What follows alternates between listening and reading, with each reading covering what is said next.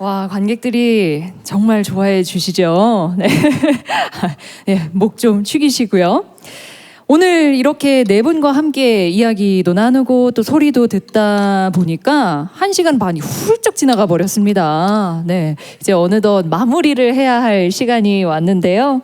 그러면 우리 아쉽기는 하지만 마지막 질문 끝으로 여러분이 이 국악계를 바라보는 시각이 좀 궁금하고, 그러니까 제자들이나 이 국악의 미래를 이끌어갈 예술인들에게 하고 싶은 이야기가 뭔지 궁금하거든요. 그 이야기 들으면서 좀 마무리해 보도록 하겠습니다. 저한테 질문이신가요? 먼저 예. 말씀해 주시죠. 저는 이 시대의 그 제자들을 가르치면서 두 가지 얘기를 합니다.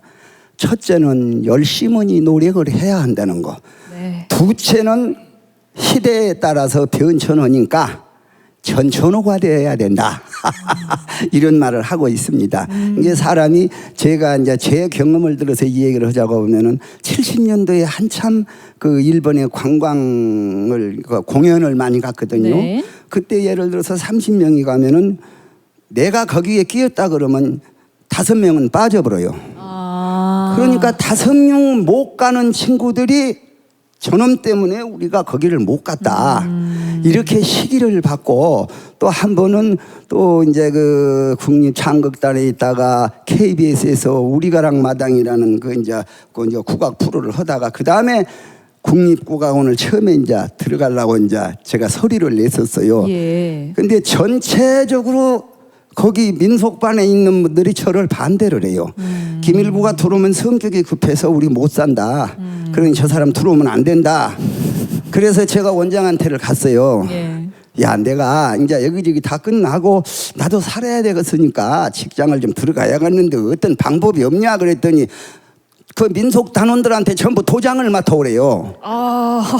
그래서 농이셨겠죠. 애들을 식에서 연판장을 딱 만들어 갖고 아침 10시에 출근인데 9시 한 반쯤 돼서 제가 이제 가서 앉았었죠. 민속방에 가서. 예. 전부들 아이고 이 친구 어쩐 일인가 뭐 이렇게 반갑게 하더라고요. 예. 갖고 좀 잠잠한 다음에 설명을 했죠. 내가 이제 먹고 살 길이 없어서 국립국악원을 들어오려고 그러는데 자네들이 동요를 해줘야 자네를 나를 뽑겠다 그러니 여기다 도장을 전부 찍어라. 아, 실제로 하셨군요. 아, 그러니까 면전에서 안 찍어줄 사람이 어디 있겠습니까? 그래서 제가 국립국악원에 입사를 해서 한 15년 있었습니다. 네, 또 그런 사연이 있었군요. 네, 뭐 윤 선생님도 한 말씀 해주시죠. 네, 아니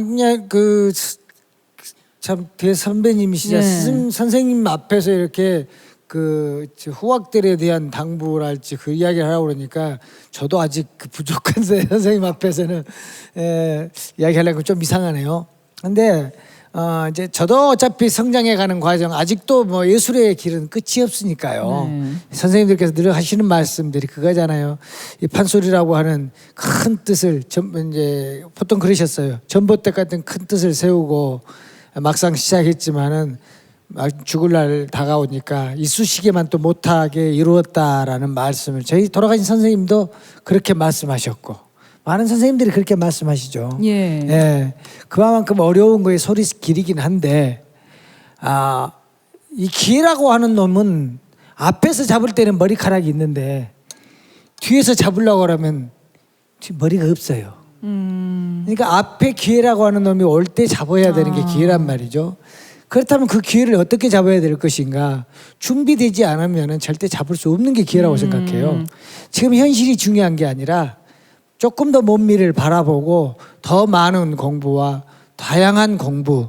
아까 선생님께서 말씀하셨던 것들은 새로운 시대에 새로운 것을 담을 수 있다라고 하는 것은 더 많은 공부를 더 많이 하라는 이야기라고 저는 생각해요.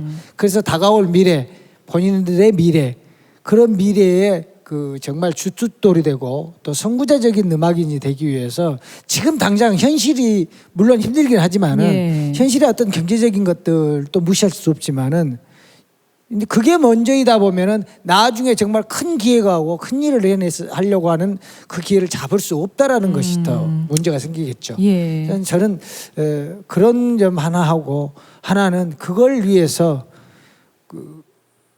최선을 다하는 게 아니라 네. 절실함으로 다가서라는 말씀을 드리고 싶어요. 네. 최선은 실패를 염두에 둔 변명에 불과하거든요. 절실함은 정말 내가 목숨을 다해서 할 수밖에 없는 마음이라고 생각해요. 그래서 네. 그런 절실함으로 소리를 한다면은 정말 대명창이 되고 큰 소리꾼이 될 수 있지 않나 생각을 해봅니다. 네. 또 공감이 가는 게 예. 기회라는 건 결국 준비된 사람이 가져갈 수 있는 거잖아요. 그렇죠. 네. 예. 김규영 선생님도 한 말씀 해주세요. 네, 그 사물놀이의 그 명인이신 이광수 선생님께서 그런 질문을 한번 받으셨대요. 그 제자가 후배가 선생님 사물놀이를 잘하려면 어떻게 해야 되겠습니까?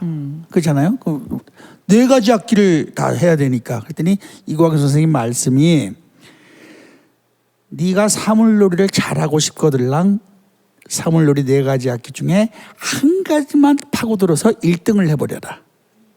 그리고 나서 1등을 한 후에 나머지 세 가지 악기를 보충을 해라.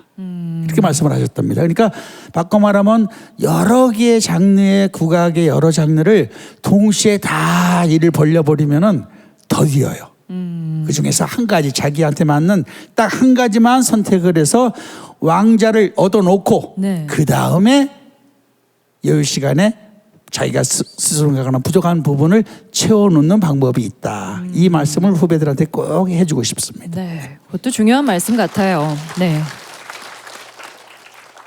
네, 저도 아까 조금 전에 윤진철 명창께서 말씀하셨다시피 소리라는 건 내가 잘하고 싶다라고 해서 잘하면 얼마나 좋겠습니까? 30년을 했다고 잘하는 것도 아니고 50년을 했다고 잘하는 게 아니거든요. 정말 소리는 죽을 때까지 소리다운 소리를 하기 위해서 최선의 노력을 다하는 것이라고 저는 생각을 하고요. 또 우리 후배님들 소리는 선생님을 따라잡고 싶겠죠. 선생님보다 더 잘하고 싶겠죠. 그러나 소리는 마라톤과 같은 것이고 선생님의 그늘이 있기 때문에 아무리 선생님을 따라잡으려고 해도 쉽지 않습니다. 여러분들에 맞는 소리가 있습니다. 그래서 너무 서두르지 마시고 정말 최선을 다하는 그런 모습을 보여줬으면 하고요. 중요한 건 실기만 선생님이 가지고 있는 실기만 배우려고 하지 마시고 그 스승님이 걸어오신 예술의 길이나 선생님의 철학이나 이런 것까지도 좀 제자들이 좀 알아주고 선생님의 그런 저기를 좀 깊이 이해하면서 공부를 했으면 좋겠다 이런 당부의 말씀을 드리고 싶습니다. 네. 네. 네, 이렇게 국립민속국악원에서 준비한 토크 예설 여러분과 함께 했습니다. 이제 끝인데